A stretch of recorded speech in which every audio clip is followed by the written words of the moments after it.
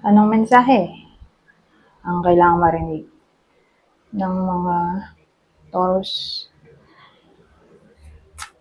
Sa buong 3 months na to, pwedeng nangyayari na itong magiging reading. Mangyayari pa lang. Kung hindi man para sa inyo, itong magiging reading, di baka para sa someone na malapit sa inyo o sa someone na kakilala nyo mismo. Baka may lumabas na gender mamaya. Gawin nyo na lang energy, masculine at feminine energy. Pwede rin naman na huwag nyo nang pansinin ang gender. Hindi ko masasabi kung anong magiging reading. Kung positive ba o negative. Depende sa kung anong mapipick up kong energy. Walang masama kung papanoorin ang sun, moon at rising sign. Kasi baka alinman sa mga yan ay mag-resonate na sa sitwasyon nyo.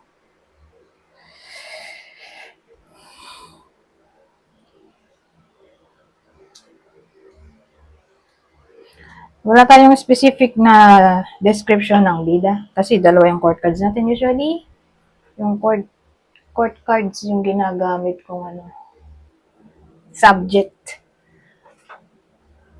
o description sa bida. Pero since dalawa yung court card, energy na lang sila lahat. Maganda naman yung mga lumabas na cards kasi Knight of Wands to, Justice, ito, Knight of Swords, ito. Mga ba ito? 4 of Swords.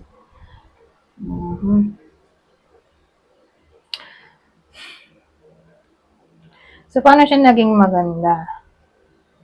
Excuse me.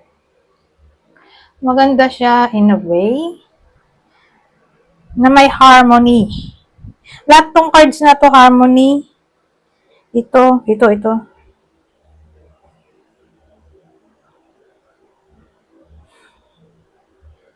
Ang tanong, saan siya papasok? Relationship, career, friendship, family?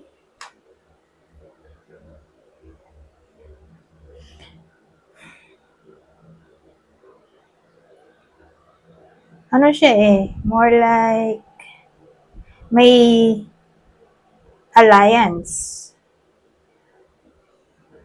sa pagitan ng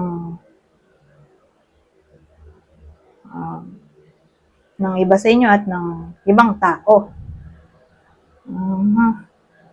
Pero tingnan natin.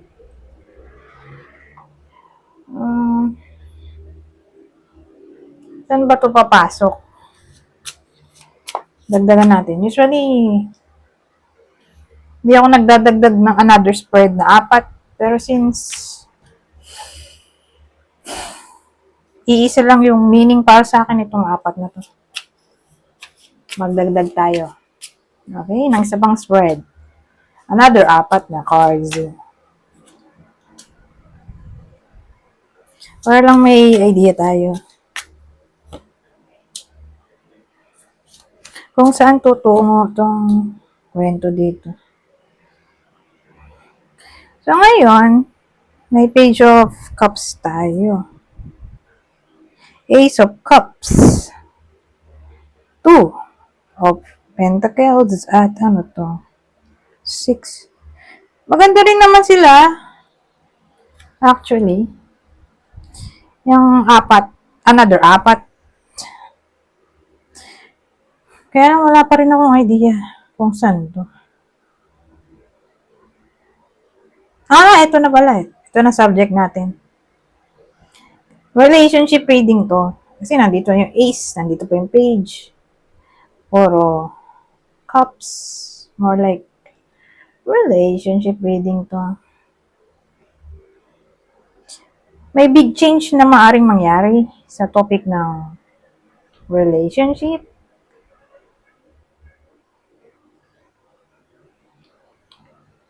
Big change in a way na mapanig sa iba sa inyo ang kapalaran. Good outcome kasi yung itong dalawa. Kahit dito, maganda yung outcome. Kahit dito, maganda pa rin.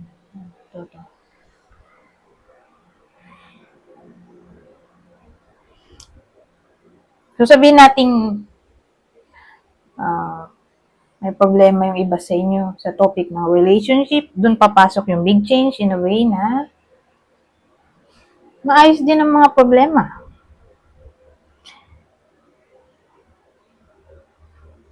Okay? Kumbaga yung problema na kakaharapin o kinakaharap na ng iba sa inyo ay magsisirбing lesson. At yung lesson na yon ang magpapatatag ng connection nyo. Okay? Ngayon, kung single yung tao, so paano makaka-relate yan? Ito maganda may Ace of Cups tayo. So, pwedeng new romance to. Kung di new romance, edi new friendship. So, who knows? Baka yung new friendship ay mag-lead din sa new romance. Pero, depende. Case to case basis. So, sabihin natin may ka-connection na yung iba sa inyo. Baka mag-bloom yun into a relationship. Ngayon, kung wala talaga, as in, walang kausap na kahit sino, baka may mamit nga na someone new, yung single. At habang kinakausap nilang isa't isa, baka maging deep ang emotion nila para sa isa't isa, ganyan.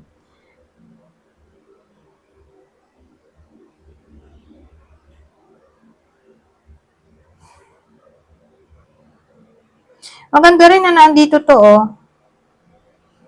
Pero ang weird. Ang weird ng 12 of Pentacles natin, Nagbabalance po. Tapos may dumating na manok. Kakaiba pa yung manok. Okay sana kung hen. Diba?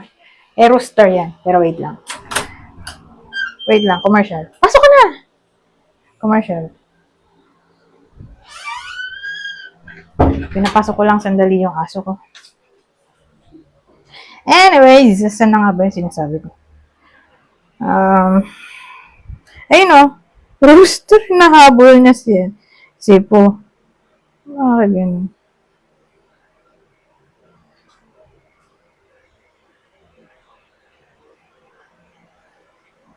Ang dating kasi sa akin, itong si Rooster, magmumukha siyang challenge. Any form ng challenge. Pero ito kayo, itong si Po, yung bida. Nasa kabila ng challenge, mananatili pa rin balance yung priority.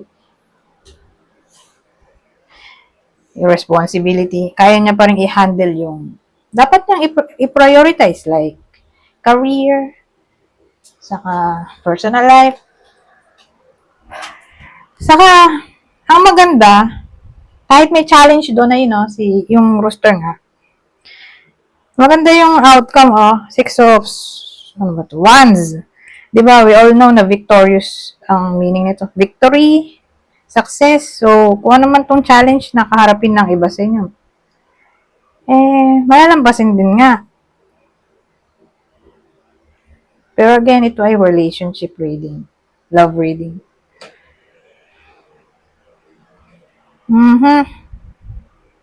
So, maganda na nandito tong Page of Cups. Ito ay pag-express ng feelings.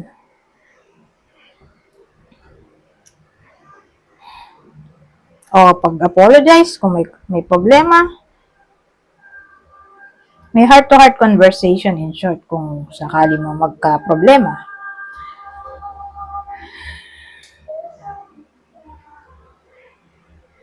Ito, hindi ko maintindihan bakit tinali nila yung lalaki, pero 4 Wands to Hindi naman siya bad card. So, siguro, kaya nila tinali yung lalaki, may gusto silang ipasang energy. Who knows? Good energy. Pero celebration card kasi to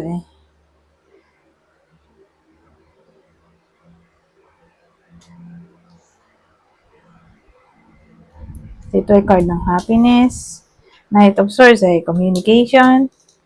Justice ay syempre clarity. Equity, equilibrium.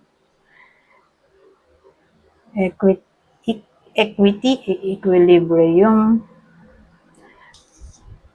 Integrity. Truth, honesty. Ito ay Knight of Wands. More like drive o action.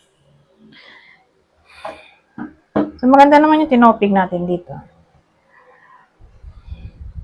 Kahit nagdalawang spread ako na bihira ko gawin. Maganda pa rin yung outcome. Anyways, ito yung possible partner ng Taurus sa kwento na to. Kasi, syempre, hindi naman lahat ay tatamaan ng reading na to. Ito yung possible partner o person ng Taurus. Doon muna tayo sa partner o person. Kung di tumama sa inyo itong reading, edi mamaya. Tingnan natin yung zodiac sign ng kakilala o idol. Pero again, doon muna tayo sa person o partner ng Taurus na tatamaan ng reading na to na maganda yung naging reading natin. Aries. Ay, naging 4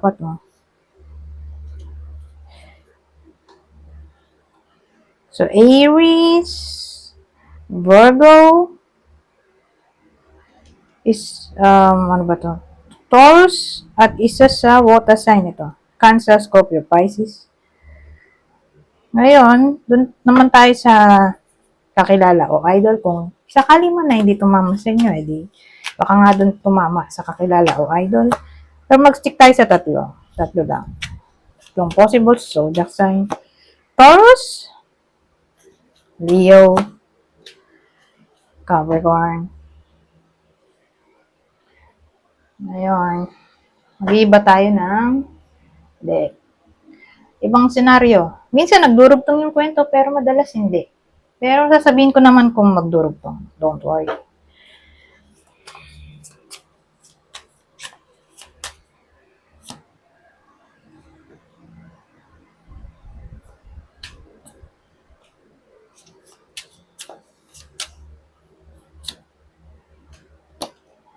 Ay, maganda rin to. At nauna siya.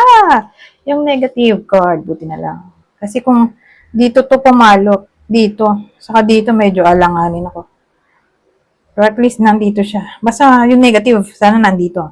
Okay, kasi kung nandito sila, medyo alanganin ako. Anyways, ano to? Bakit meron tayong Ten of Swords? Kasi pag ganyan, Ten of Swords, ano siya eh, may something na loose. O, pwede rin siyang card ng betrayal in a way na binackstab. Ayun, nabackstab. Maraming pwedeng case kasi yan. Natalo sa labanan. Binackstab, betrayal. Ending.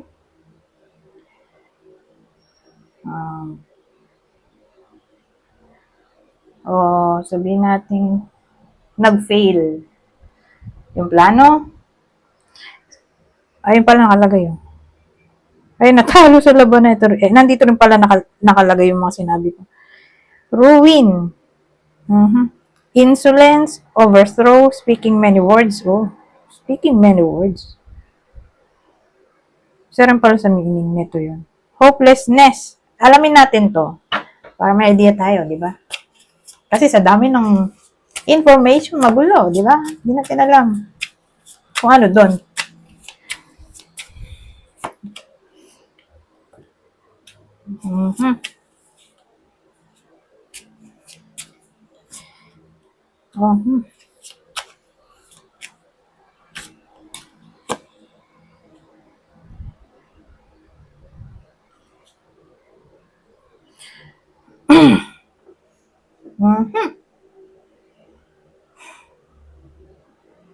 So, ano yung Ten of Swords natin?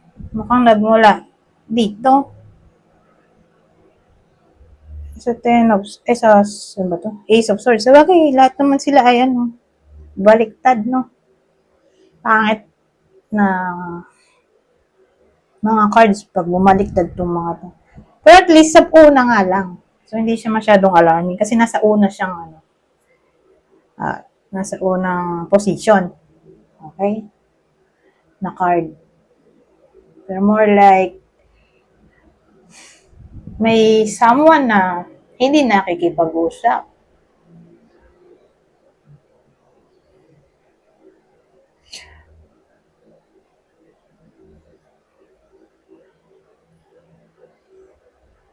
Lalaki eh. Lalaki tayo dun. Pero tong lalaking to in a relationship siya pero hindi siya kasal. Wala ring anak. So, tatama to sa mga magka-relasyon. Pero sila pa rin. Kasi kung break na sila for good, o matagal na silang break, magiging ano yan, swords. Cups pa rin. So, ibig sabihin, recently lang yung breakup. Sa period ng 3 months. Mukhang relationship reading ulit tayo. Pero this time, meron tayong description. Hindi katulad kanina, dun sa white, ito sa white na deck. Walang description, di ba? Dito meron na. Meron na tayong palatandaan. Tatama ba sa inyo itong reading o hindi? O dun, sa kakilala nyo. Kasi kung dito tumama sa inyo, edi baka tumama dun sa kakilala nyo. I-describe ko naman yung tao para may idea kayo. Okay? Kung makikilala nyo ba yung tao o hindi. Pero sa case nga po, lalaking in a relationship. Pero hindi siya kasal, walang anak. Nagmukha na siya kasing tawag dito. Ten of Swords in a way na may separation na nangyari. Separation na talaga.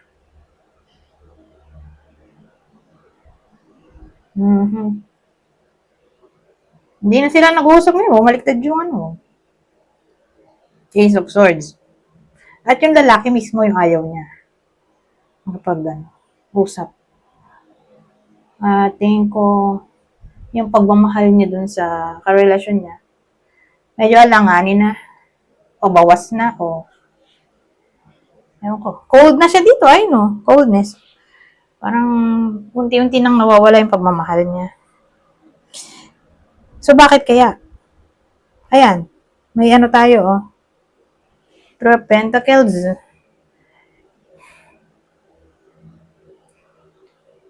Kasi yan cooperation card. Teamwork, di ba? Malamang-lamang, di na sila magkasundo. At least, di ba, walang third party dito. Kasi ganun talaga Nangyayari talaga yan sa totoong buhay.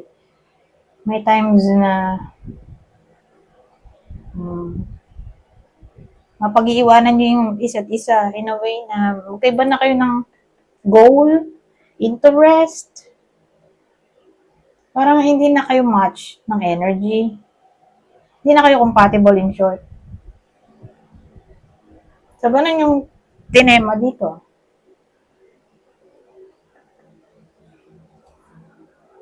Parang hindi na sila compatible.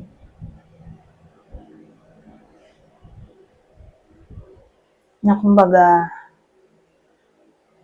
kaiba na sila ng mithiin sa buhay, interest. Na konting problema, wala nang pakialam ba? Ganon, in short. Pag may problema, hindi na willing yung isa na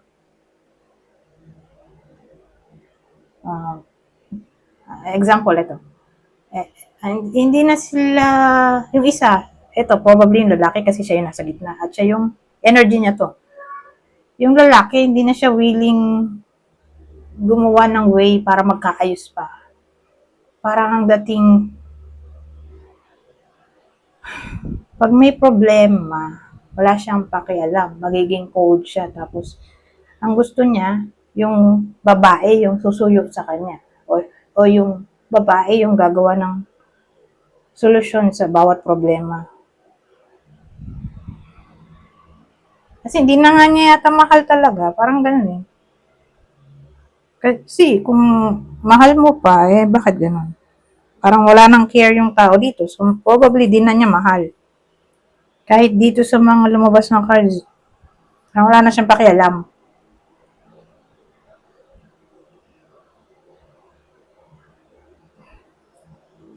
Mhm. Pero at least, sabi ko nga sa inyo, buti na lang na ando siya sa unang spread. Kasi kung dito sa dalawang to na spread, third, fourth, medyo alanganin tayo. So probably nangyayari na to. Or kung mangyayari man, may iba pa yung senaryo. Yun ang mahalaga. Kasi nga nasa unang spread siya. May chance pa ng change. Mhm. At ang maganda nga, itong dalawang cards na to, tatlo na pala. Itong tatlong cards, puro good cards to Nine of Cups, Chariot, Wheel of Fortune. Ito, pag nakita ko to, ang Wheel of Fortune, siya yung game changer. Sabihin natin, gulong, literal na gulong, kung nasa baba ka.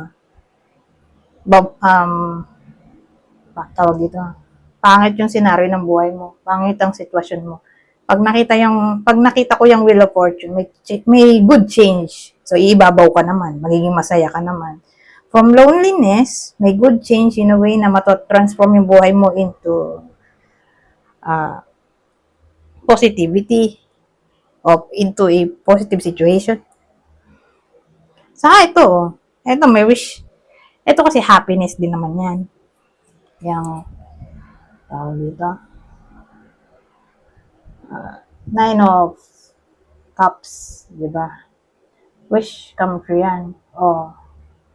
Nasa process ng manifestation ng wish.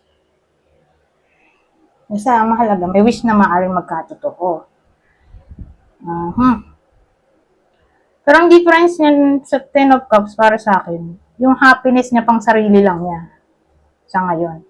Pag kasi Ten of Cups, yun yung happiness na kaya niyang i-share sa ibang tao.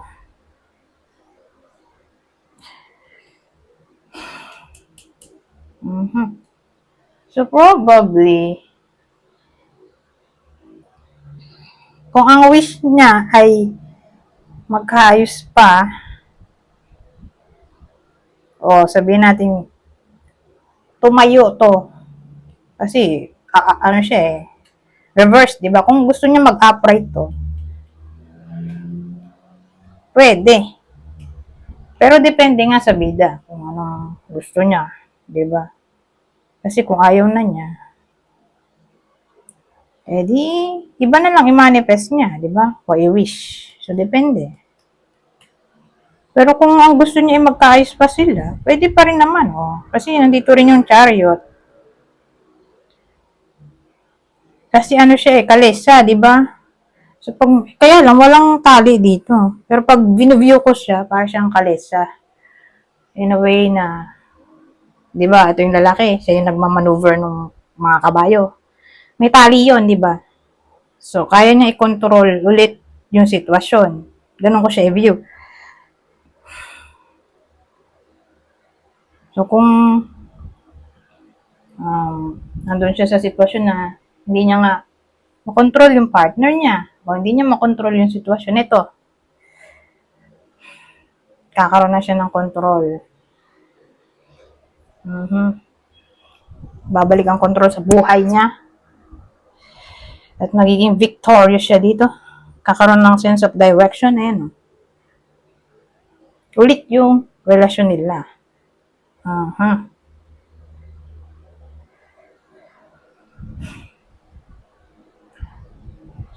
Dalawang ano pala tayo? Dalawang major arcana at more than one na major arcana. I considered many na. So, pag ganun, pwede rin siyang major change. So, probably yun na nga yung major change. Who knows? Baka magbago pa yung lalaki. Pero at least nga, wala namang third party. Yun ang mahalaga. Kasi kung may third party yan, medyo alanganin. Sira na kasi tiwala mo. Sira na. Diba? Pero ito kasi hindi lang sila magkasundo. Yun lang naman yung problema Parang, walang pakialam yung lalaki. Dun sa babae. Mhm.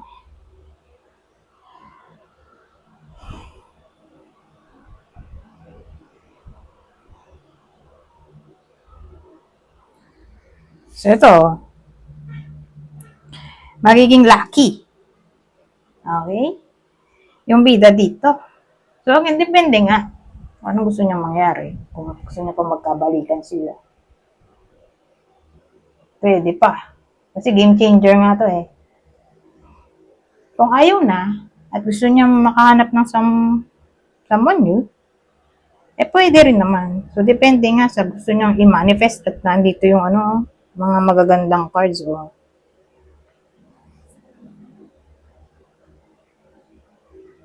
Mhm.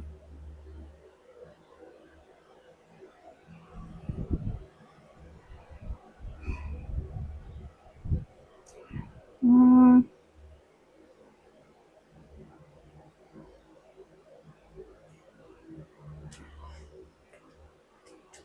Anyways, ang mahalaga magiging masaya.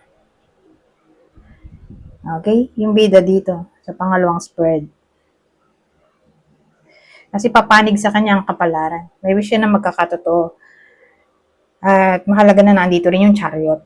Na kung ano man yung challenge na karapin niya, mananatili siyang victorious. Saka card din niyan ng success. Di ba? Uh-huh.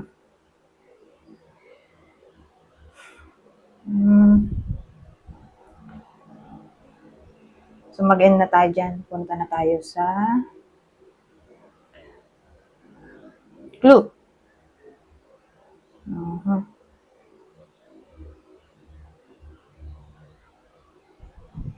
So, punta na tayo sa clue. Ito yung clue natin.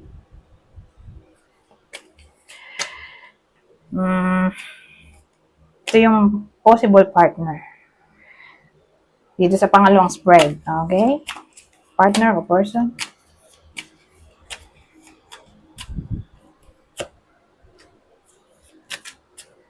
Aquarius. Libra. Virgo. Kung di man tumama nga sa inyo, eh di baka tumama sa kakilala nyo o idol. So, ito yung possible zodiac sign niya. Cancer. Taurus o Libra. Taurus, kapwa nyo Taurus, no? Taurus reading nga pala to.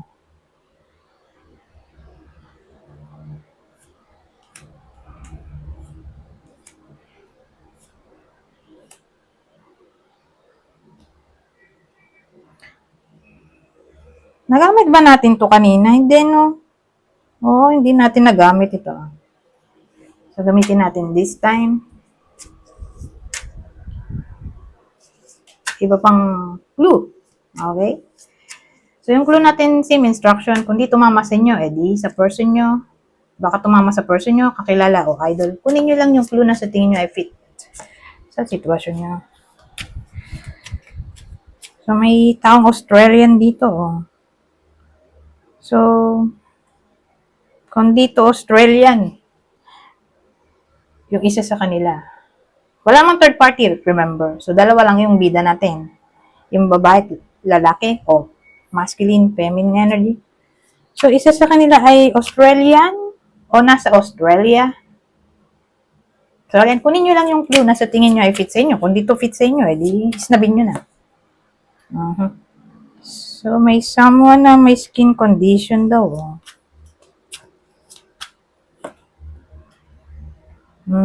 So, dito naman may tao na baby face.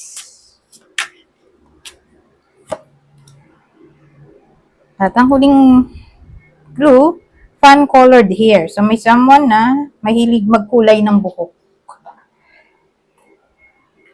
Saka, pag ganito fun-colored hair, kakaiba yung kulay ng buhok.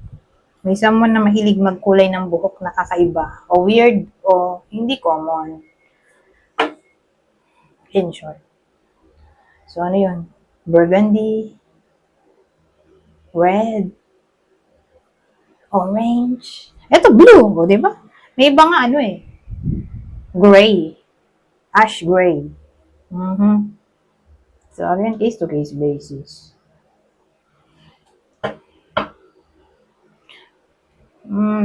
Saan na tayo pupunta?